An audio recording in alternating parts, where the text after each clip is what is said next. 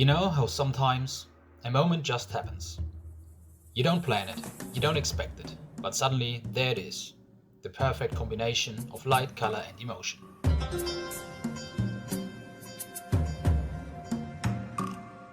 A moment that stays with you long after the day is over.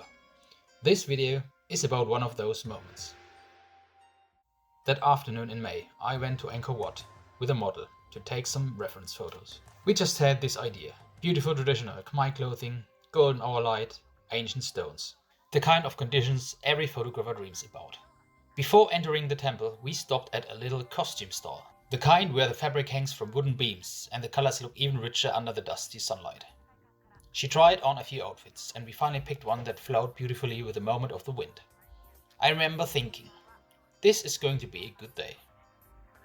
Inside the main temple grounds, the atmosphere was electric. Tourists everywhere, but somehow the place still felt sacred. We started shooting. Every angle. Stone walls, long corridors. She posed with grace, the fabric catching the light in ways that almost painted the scene itself. But the truth is, that wasn't the real magic of the day. Not yet. Our main plan was to shoot at Bayon Temple during sunset. I just had this feeling that the warm light would bring out the expressions of the giant faces carved into the towers. So after finishing at Angkor Wat, we walked back toward the tuk-tuk. The heat had softened. The sun hung low. Everything was starting to glow. And that's when we saw them. A group of monks and young novices moving in a gentle line toward the entrance. Their robes, bright orange and saffron, almost caught fire in the evening light. It stopped me. Just stopped me. There was so much movement. The fabric fluttering, the kids smiling, the monks talking softly, the shadows stretching across the ancient stones, and the light, the golden Cambodian light. It made everything look as if it was painted already. I didn't think, I just raised the camera. Clicked, another click, and another. No posing, no directing, just observing. The purest form of travel as an artist.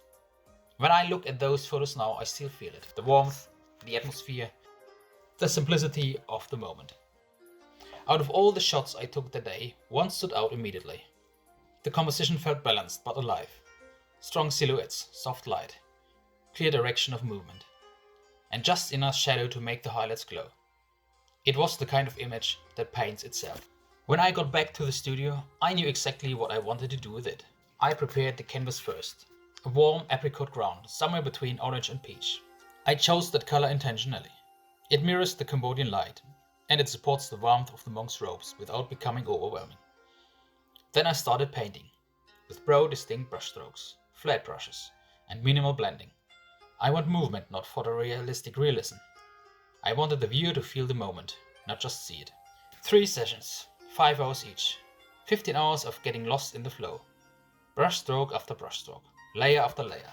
The silhouettes, the bright robes, the soft shadows, the direction of their steps. Everything slowly came to life. It's funny, sometimes painting feels like time travel. Every mark brings me closer to the exact moment I first pressed the shutter. I remember the warmth, the slight breeze, the energy. And I try to transfer all of that into the canvas. When the painting finally felt finished, I stepped back.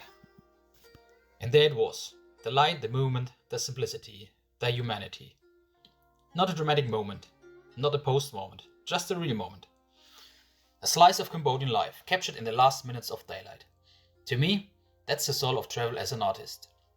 Not collecting places, not rushing for the next big thing, but letting moments come to you and being present enough to recognize them.